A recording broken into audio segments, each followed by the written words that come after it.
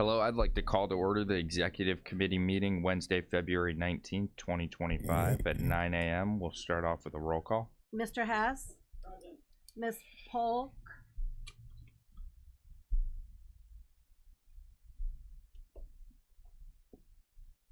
Ms. Polk? Present. Mr. Seroy? Present. Ms. Weber? Present. Ms. Parker? Present. Mr. Carrico? Present. Mr. Featherling? Mr. Kirkstra? Present. Mr. Hunter? Present. Mr. Smith? Present. Ms. Foster? Present. Mr. Ashcraft? Ms. Monday? Present. Mr. Alexander Hildebrand? Present. Mr. Long? Present. We do have a quorum. We have a quorum. I don't have any slips for public comment, so we'll move to presentation 2024 review by the Kankakee County Health Department. Welcome, John.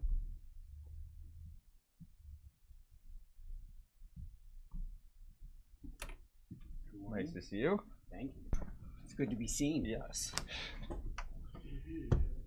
Good morning, everybody. Happy New Year. I am pleased to be here.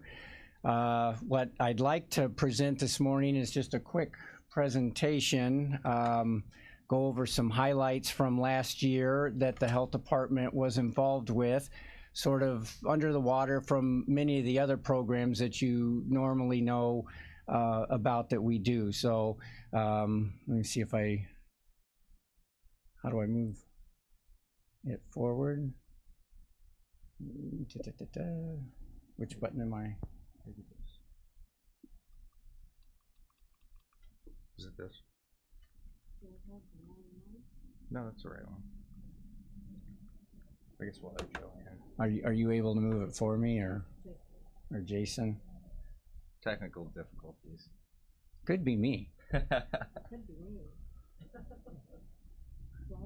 There was two showing when I clicked on it.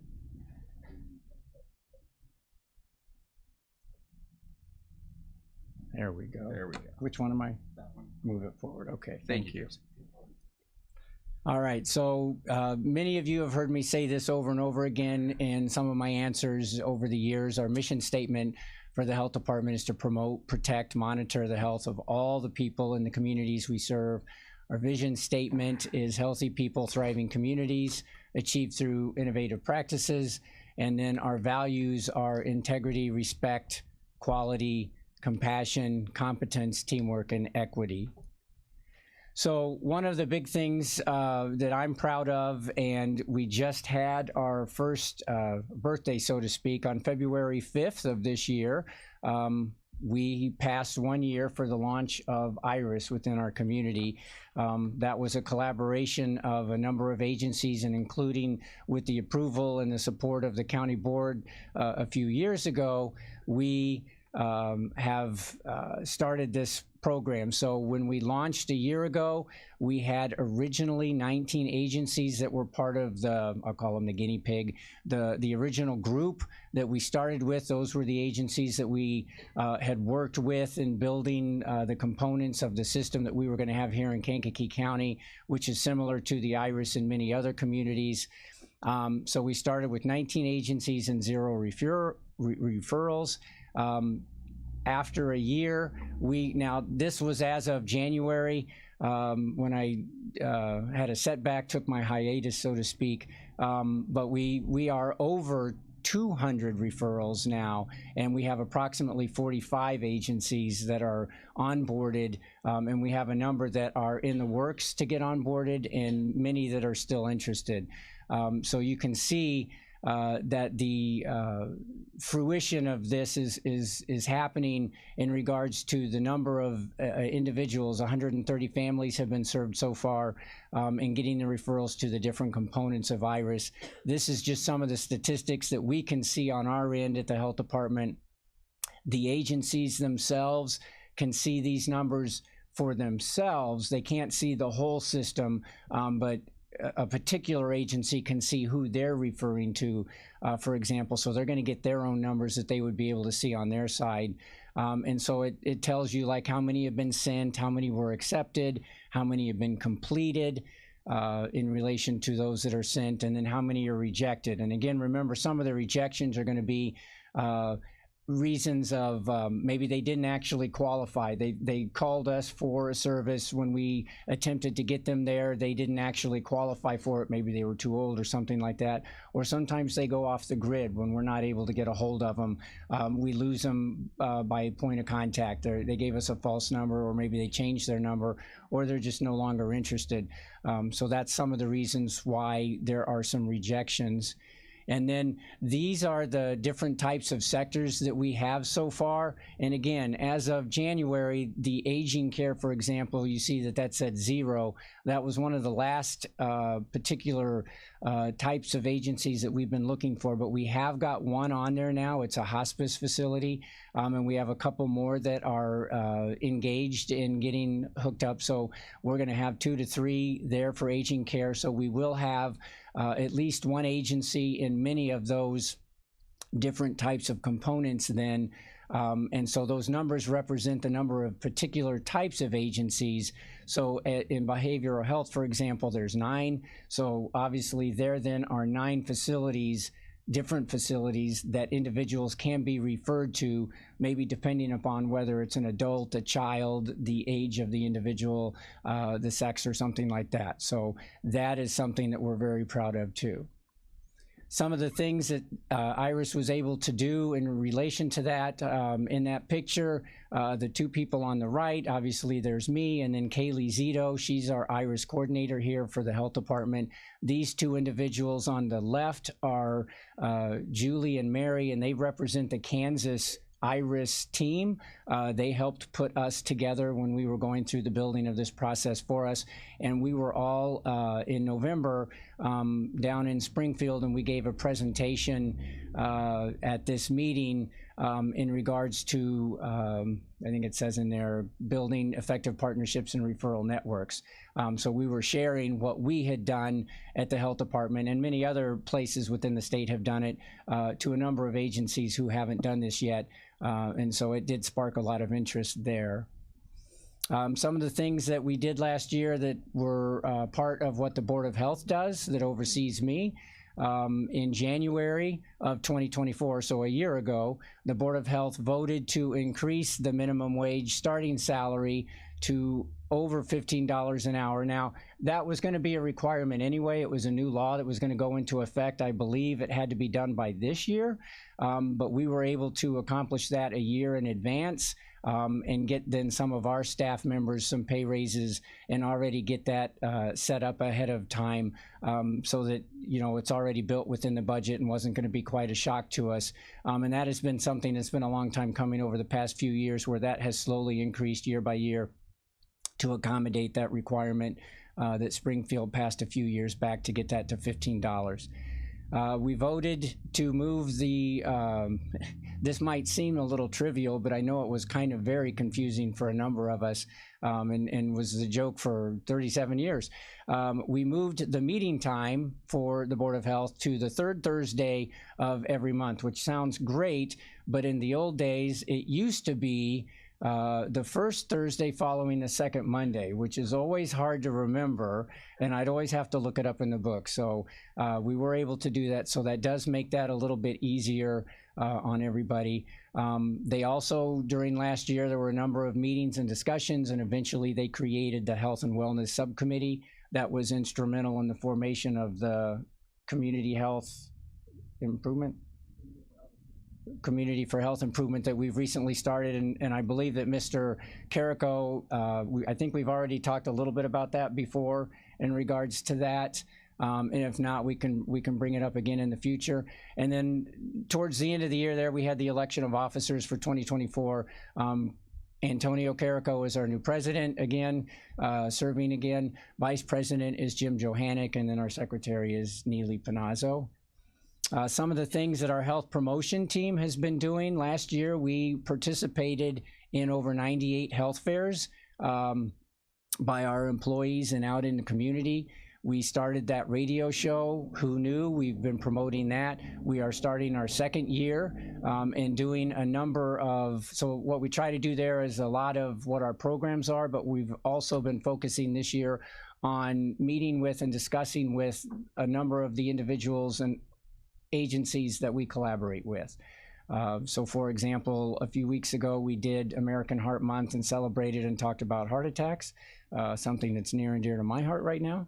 And, you know, we, NAACP, a number of agencies that have some events that are coming up, we will get them out a few weeks before that event and talk to them about how we work with them together and collaborate with them and some of the programs. So not necessarily just what we do and how we do it, but communicating and talking to the public about all these different programs and then letting those agencies promote themselves too on our show.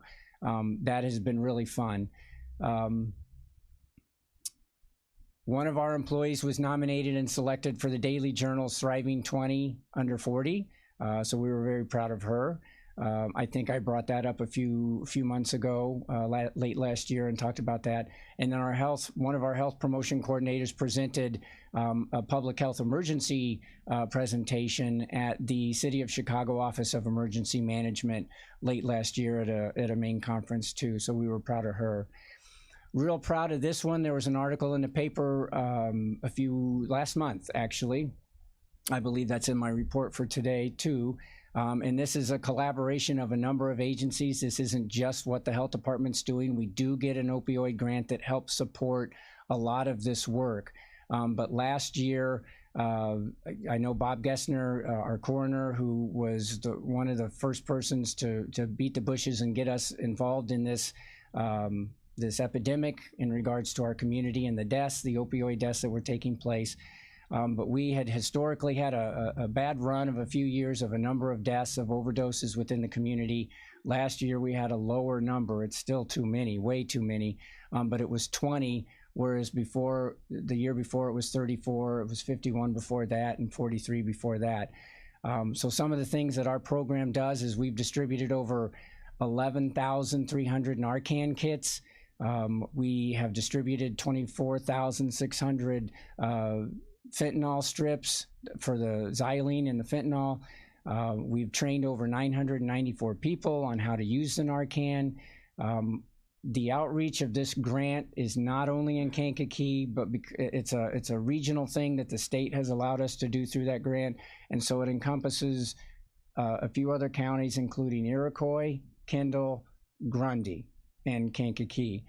So we're real proud of that. So Bob Gessner and his team focus on the emergency personnel here in our county, and then we promote and train the private citizens and agencies, and then we go out into those other 3 counties and train there, and then Bob sticks local with his, and so that's a great thing. And then we have an opioid task force that is a number of agencies and these other counties, and we meet every other month to discuss the situation and where there's trouble and places maybe that we need to get out into in case there's been a string of overdose deaths or something like that, so we can get out there and make an impact with our education.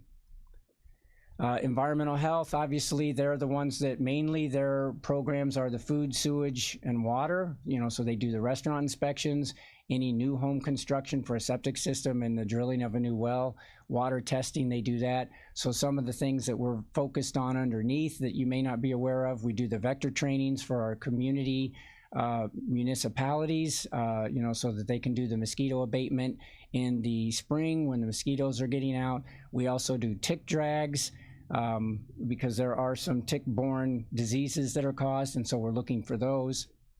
We had a food program review. We get one of those every 3 years. So they had that last summer, and they passed that with flying colors. There were no issues. There was a foodborne outbreak last year, if some of you will remember.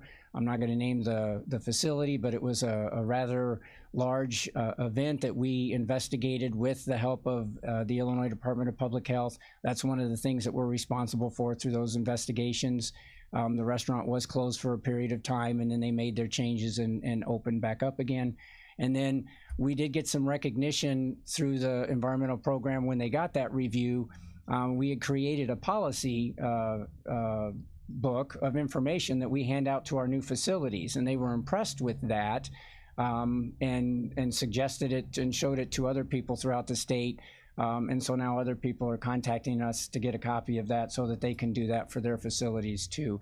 It kind of gives just everybody, gives a new facility the information about the FDA food code, the requirements, templates of forms and things like that that they're required to follow, things that we would be looking for, just kind of an easy to use guide for new restaurants 101, so to speak.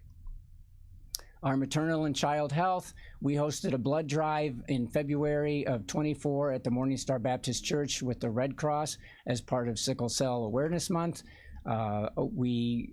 Every year, we have ONU nursing students who go through our clinic rotation, and they work alongside our nurses and see what we do and how we do it, so that it might inspire them to potentially consider working in public health versus maybe going into the hospital if they don't want to necessarily go there, or if they kind of like what we have to offer. It said here we were looking to expand to get KCC students. We have already done that. So now they've got clinic nurses coming through also. We extended our hours 2 nights a month on Monday evenings for our WIC and family case management services to help accommodate those who can't come maybe during the work day. And that's been going really well, so we've been continuing to do that. We had a family case management audit in June, and we passed that with 0 citations. We reinstituted our cooking classes for our Women, Infants, and Children program. Those had been put on pause during COVID. It had taken a while for the state to allow us to open those back up again, but we were able to get that going, and that has been showing positive results too.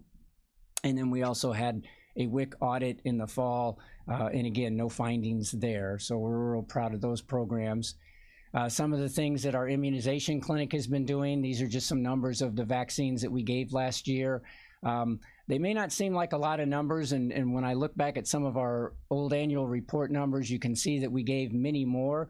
However, one of the things that's different today is that we compete now with a lot of the pharmacies. They do a lot of the same vaccinations, and so people can get those at Walgreens, at Meijer, at Kroger, Jewel, Osco, and that's fine. We offer these as a alternative for individuals maybe that can't go to those facilities or want to come to the health department and get it from our staff.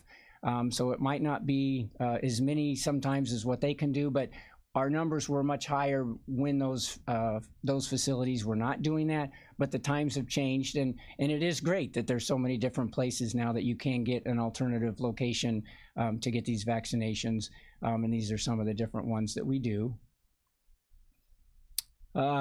We still have tuberculosis within the community, and that is one of the things that the health department is tasked to investigate and follow up on, and has been since the beginning of the inception of the health department.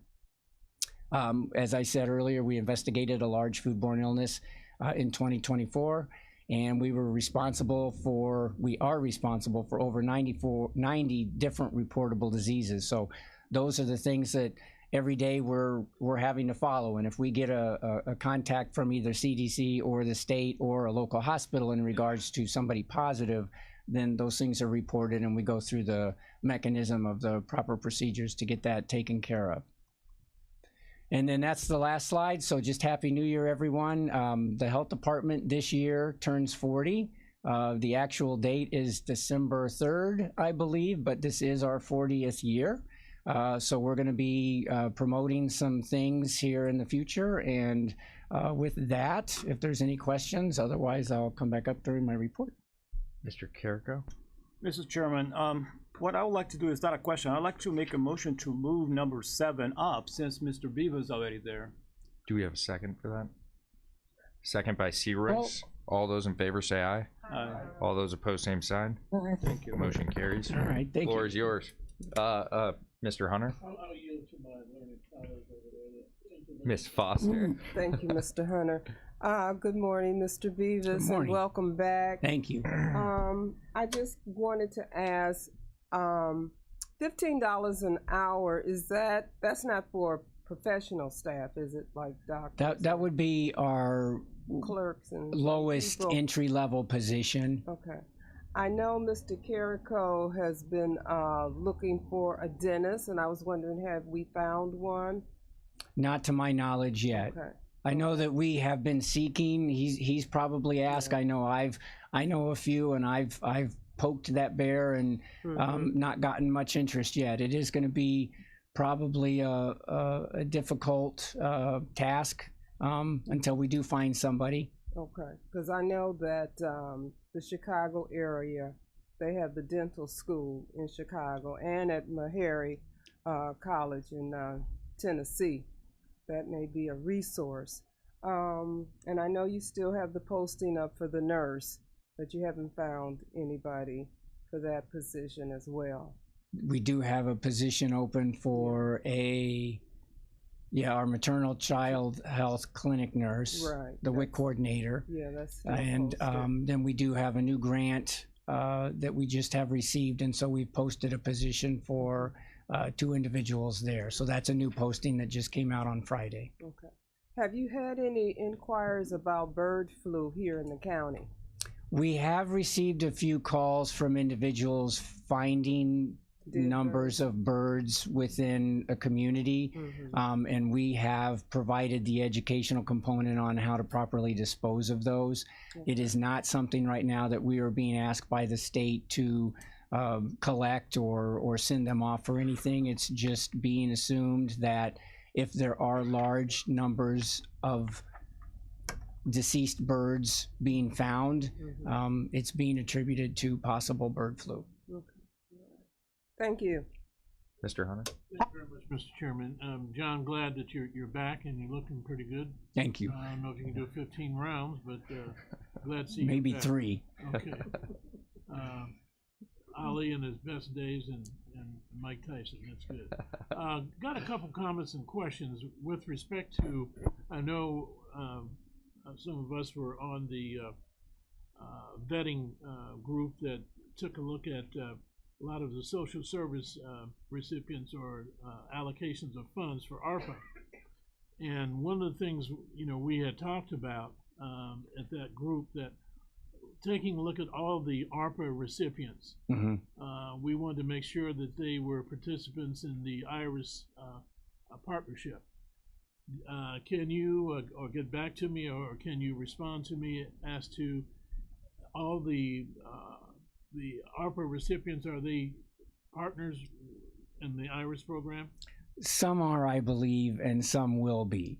Okay. So Kaylee is aware of who those individuals are, and obviously the list is extensive of who we would like to eventually have within the component of the IRIS system. So we are working. A number of those agencies maybe are small and mighty, and so as a result, they're interested but maybe not quite ready, or they're working with her. So they are on the radar to get in on IRIS. Yeah, let's hope so, because I know that I felt honored to be on that group, that we took a look at the $2 million that was allocated out of the 21.4 for social services, and I thought we did a pretty good job of allocating those funds to big, small entities.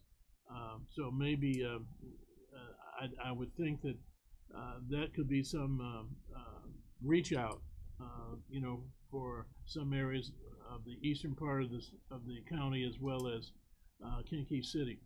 Additionally, you had a pretty good report. I appreciate that. It had a lot of valuable information.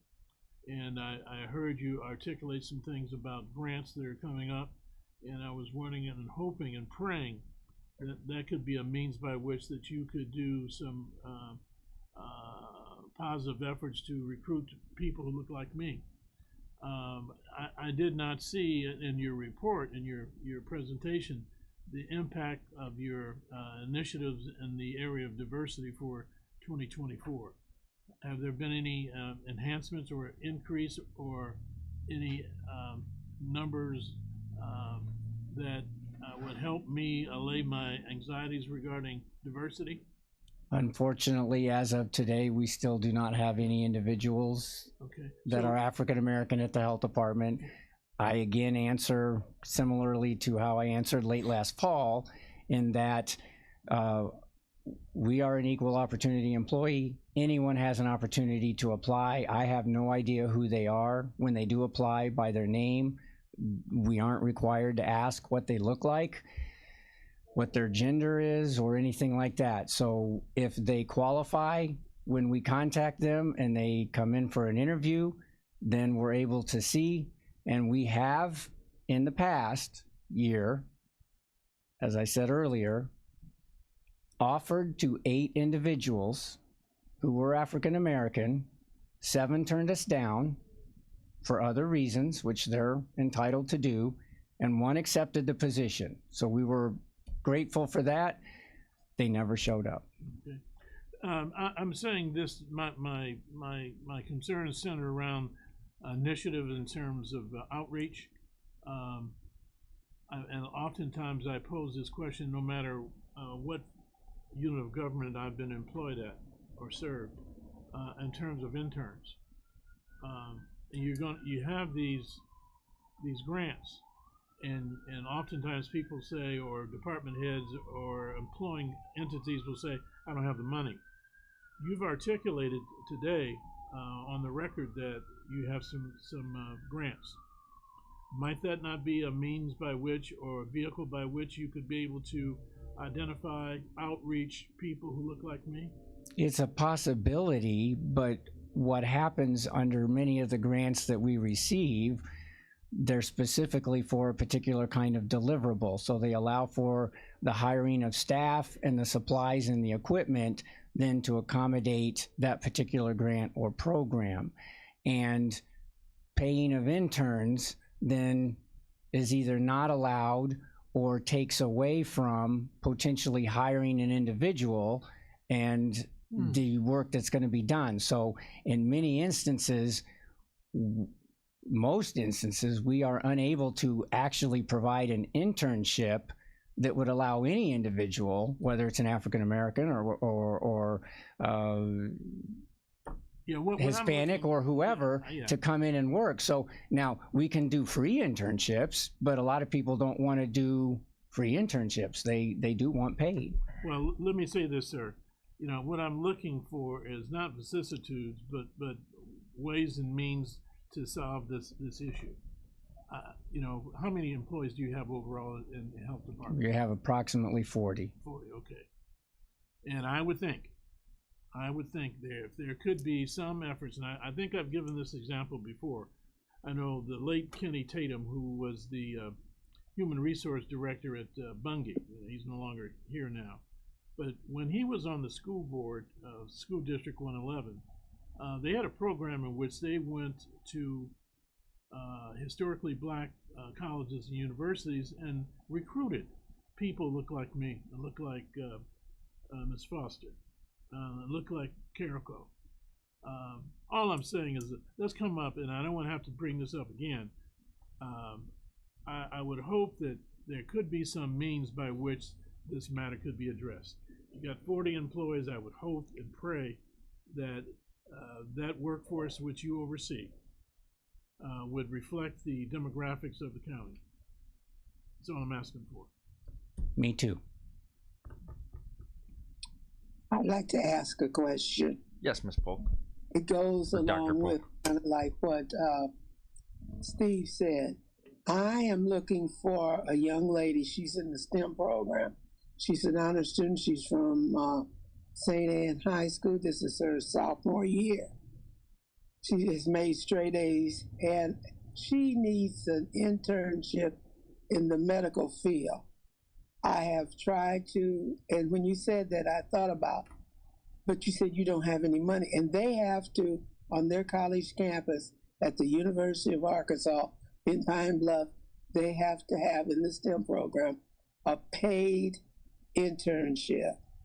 We were able to get, they're twins, we were able to get her sister in with Mr.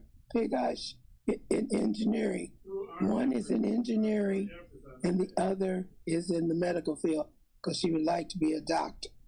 And I'd hate for those two young ladies, but especially the one in the medical, not to be able to come back to Kankakee County because she would be getting offers other places.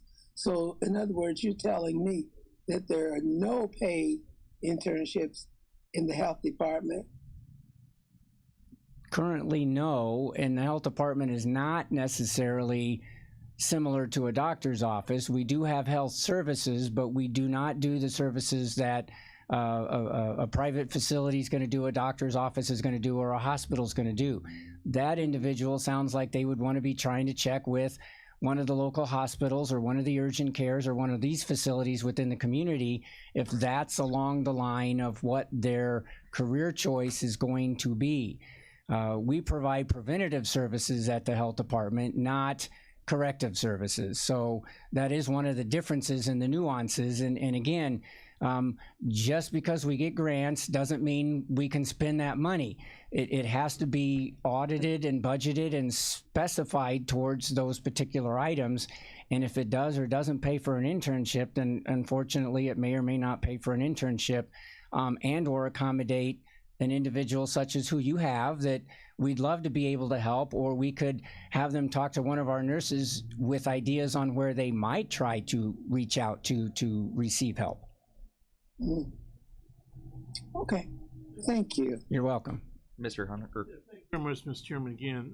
John, I'm not here to debate but what I'm saying is that you have 40 employees. 40 employees. And none of which look like me. We used to have some who looked like you, Steve, and currently we do not. And I cannot control that right now. So I don't know how to appease you at this moment. No. What I'm looking for is compliance. I don't want to be appeased. How am I not complying? That's not the requisite word to describe my concerns. Okay, how am I not complying? Are you insinuating that we are violating laws by not hiring individuals who have not accepted the positions I've offered? Because that's not the case. That's not what I'm saying. If we're going to continue this conversation, I'm sorry. It's not comfortable. I don't like it either. You know, I've given you some illustrative examples of things that could be done. Now, who sets up your budget for your agency, for your department? Right? We set it up and then it's approved by the Board of Health. Okay.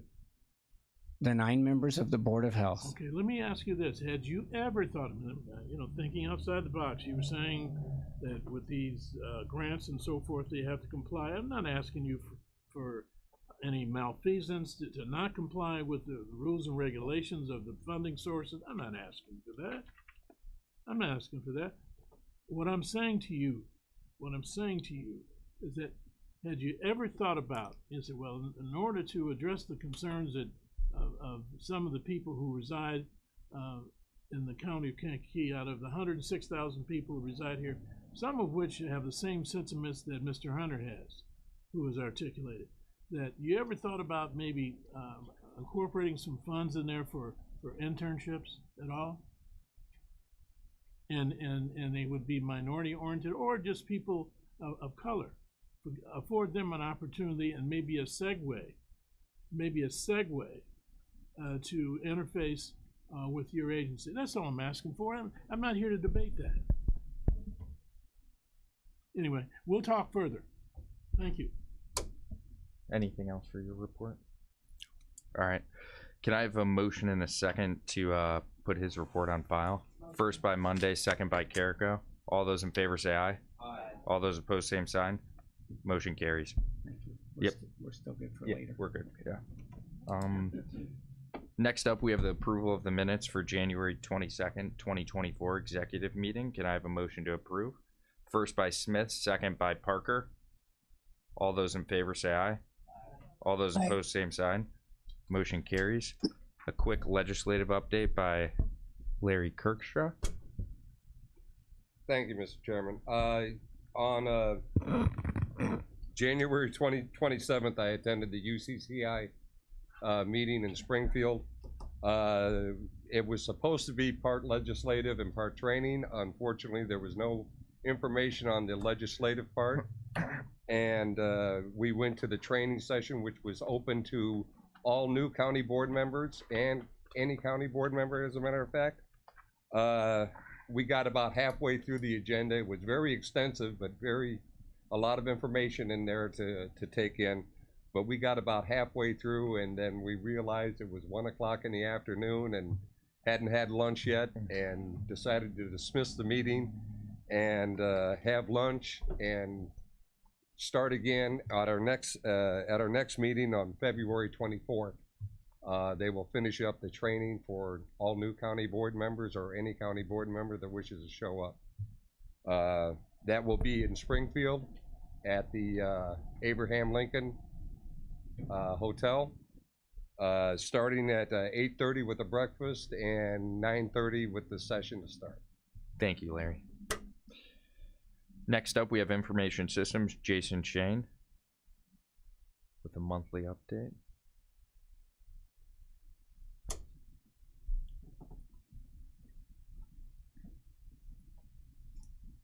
Good morning, Chairman. Morning. Good morning, ladies and gentlemen. As we go through, we're just going through our normal service calls plus doing some back-end improvements. And I'll just talk about briefly, as you see in front of you, our biggest thing this month is the new laptops. Well, hopefully you guys like them. If you guys have more questions or have anything else that you're more curious about, please stop me or Adam after the meeting. We'll be happy to go through it in more detail with you guys. As we're moving forward, if you have any suggestions or ideas, please come see me. Other than that, I really don't have much to report. Any questions for Jason? All right, thank you, Jason. All right, thank you. No one here from school, so we'll move on to VAC. Eric Peterson, if you'd like to come to the front.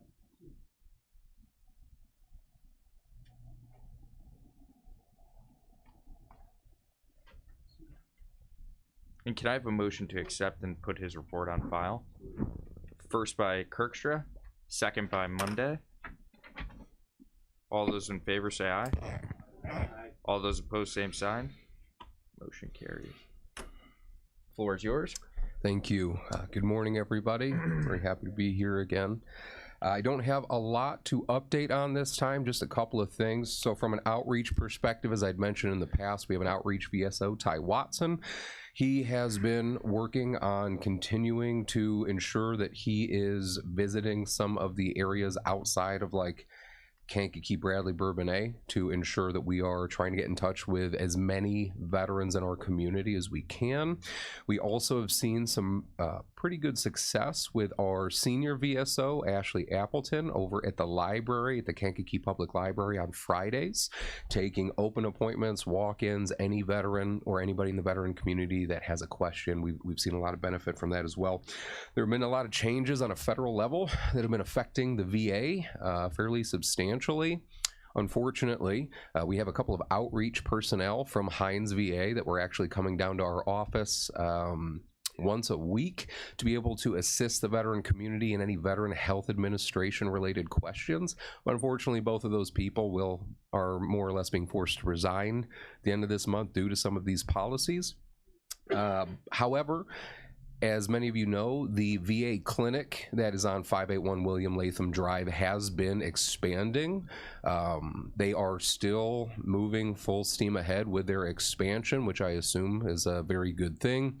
State of Illinois has the 10th most dense veteran population in the country, and a lot of those veterans are being shown to move out of the larger cities like Chicago and Springfield into more rural communities. So it seems like the VA is getting ahead of that by trying to bolster some of the clinics that are in rural communities like ours.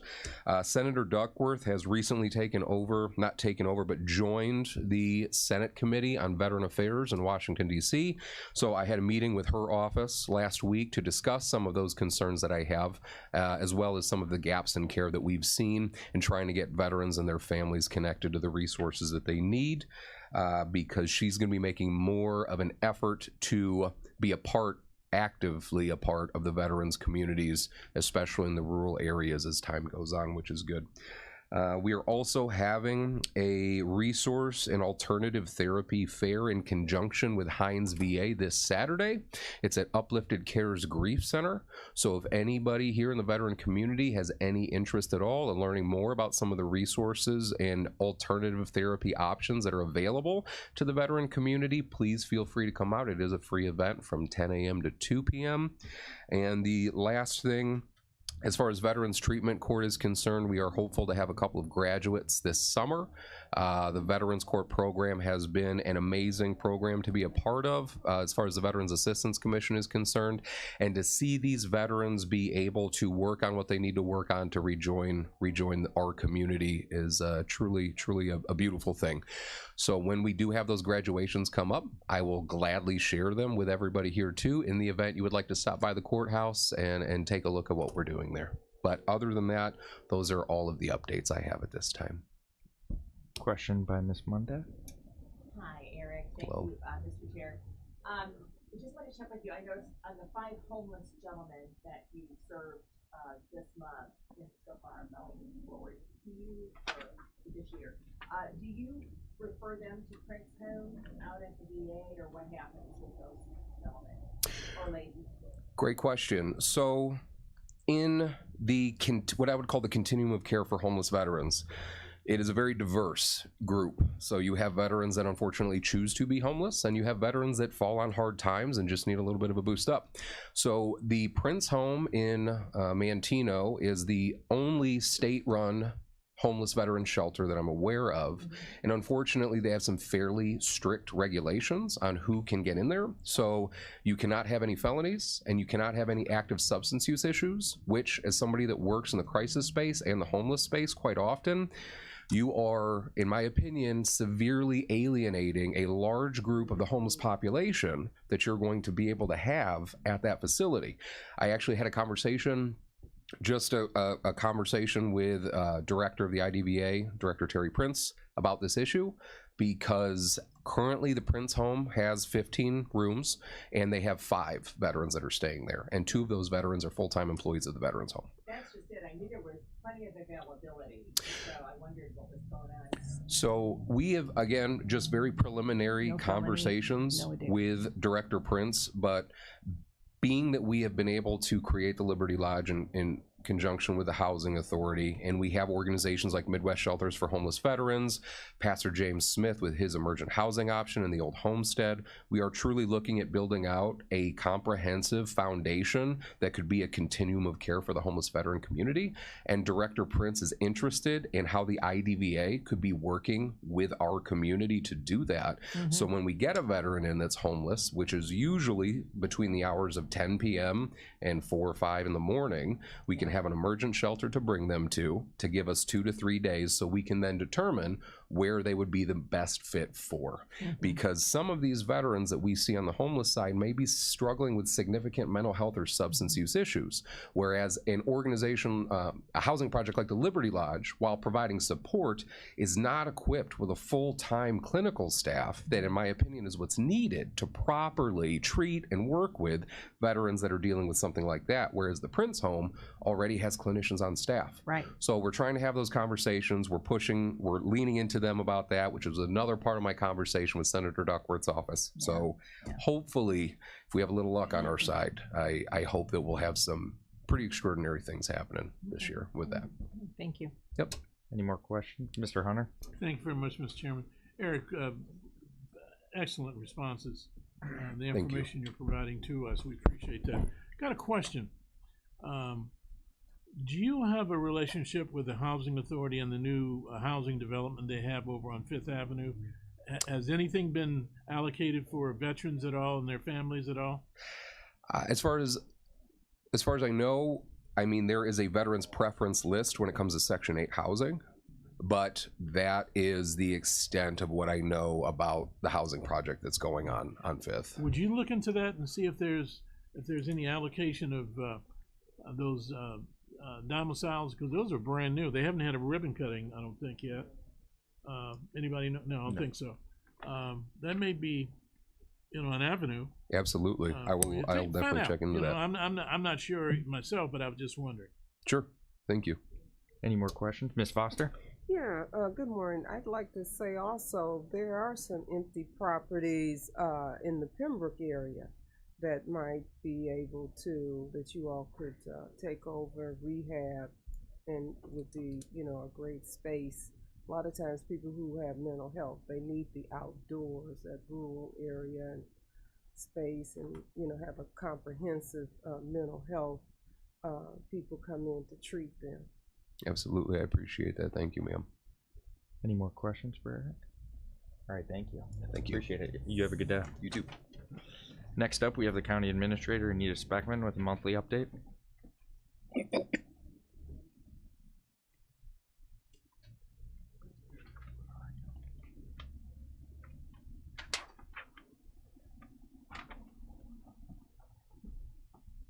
Morning. Morning. Good morning.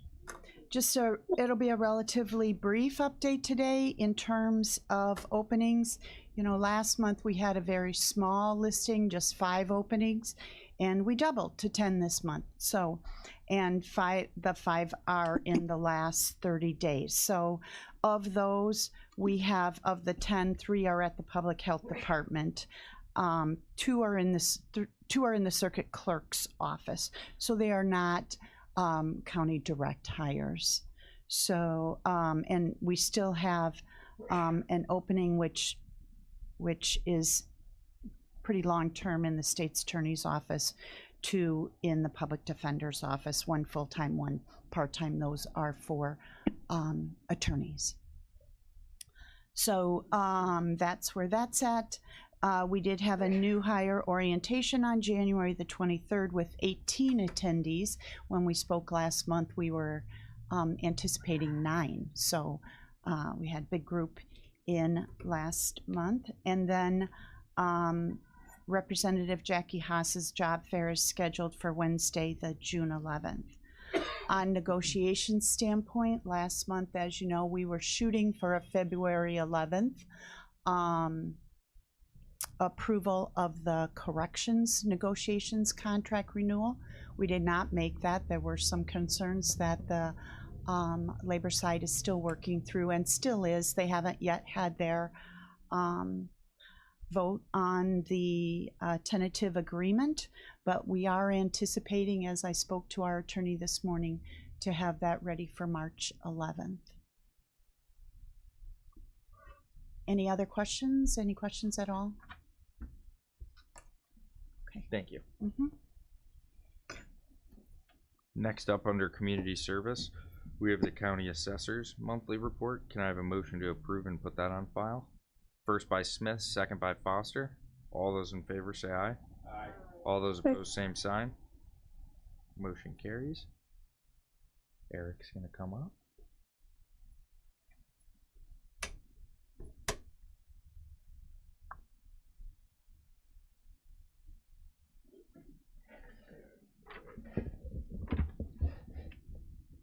Good morning, folks. I promise I'll be very brief today. I don't have a lot to report on. Since we last spoke, the most important thing that happens really in late January and through February is to reconcile any issues that the Department of Revenue has with our final abstract. Because the final abstract has fewer changes than at the tentative level, and by that I mean only the changes made through reductions of appeals and things like that. There just aren't that many questions to reconcile, and I got one on February 4th. I was able to answer it in about 5 minutes, and then they gave me a certified final abstract on that day. So what that means is it gives the clerk plenty of runway to go ahead and do extension when it's time for him to do that. I know his department is extremely busy with a lot of other things too, but when it's time for him to go ahead with extension, he's clear to do that, at least from the perspective of we have our final abstract done. And I don't mean to speak too much on what Mr. Hendrickson deals with, but he does have overlapping taxing districts that go into other counties, and they may not have their abstracts done, but ours is complete. So those were the things that I was looking to have completed this month before we spoke, and they are finished. One of the things that we're waiting on, and I hope to get it in the next, hopefully 4 to 6 weeks, is the detailed sales list from the Department of Revenue. And essentially what that is a list of sales that the Department of Revenue is saying qualifies for our sales ratio study. And then we have an opportunity to reconcile that list and see if we disagree with anything, which, as we process 2,000 sales a year roughly, we certainly have some that we may protest or contest with them, and see if we can reconcile and get certain things taken out of the study or put back in. So we'll have a window of time to do that before we get a certified sales ratio study from 2024. That's really the crux of my report today, so if there's any questions, I'd be happy to answer them. Any questions for Eric? Thank you for your report. All right, you folks have a great day. Next up, we have the County Clerk's Monthly Report. Dan Hendrickson.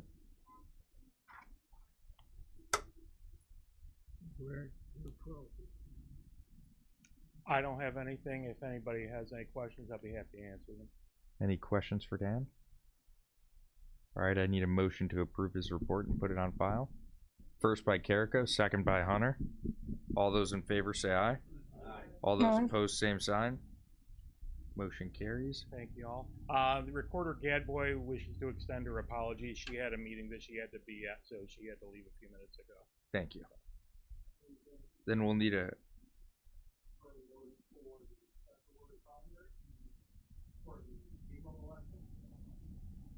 Early voting for the April consolidated election, we're anticipating starting March 7th.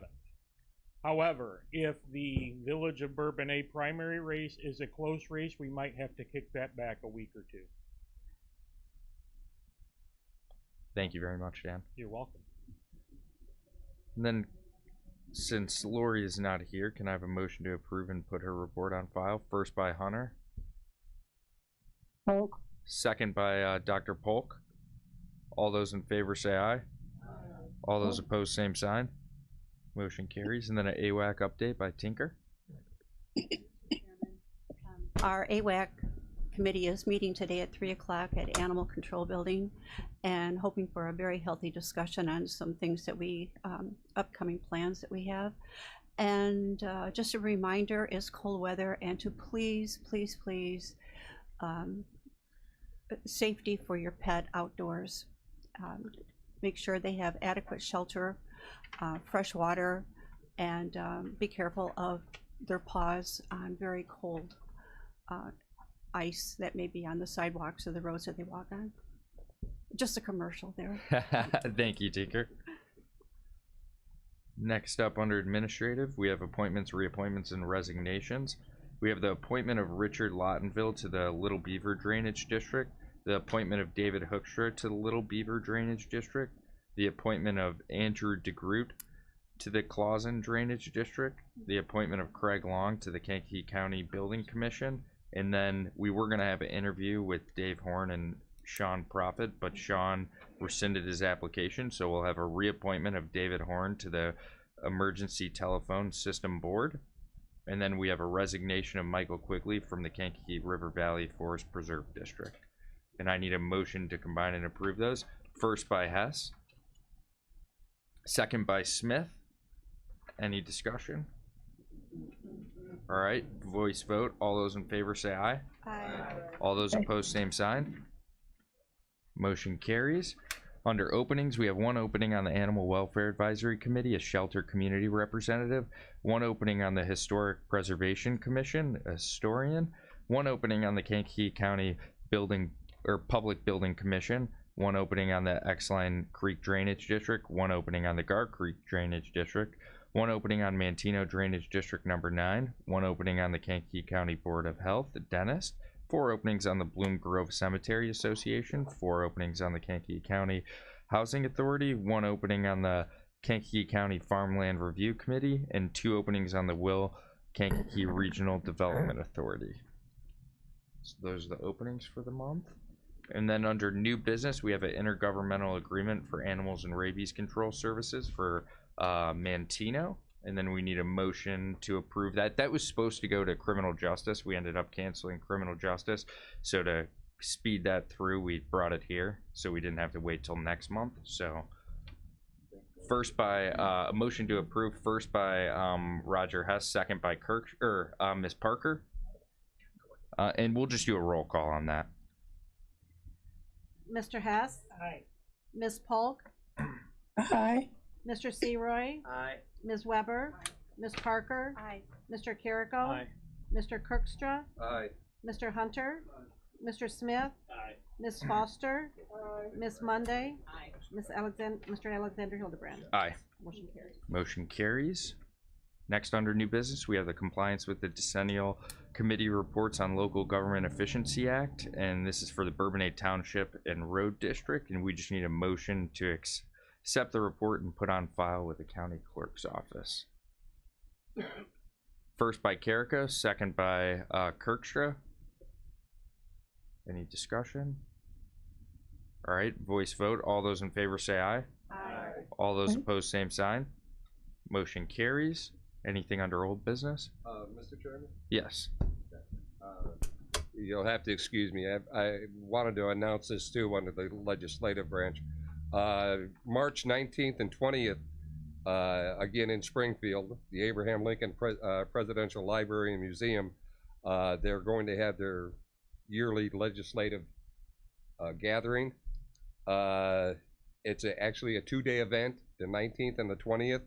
And the 19th will be the legislative brief and reception to follow in the evening, and the 20th will be a AM educational seminar. Anybody is invited to attend and enjoy the day. It is very interesting. In your evening program, you will also meet some of the dignitaries of Springfield, and many people that are heavily involved in the state. And as I said, it's open to anybody. All you have to do is put your time in. Thank you, Larry.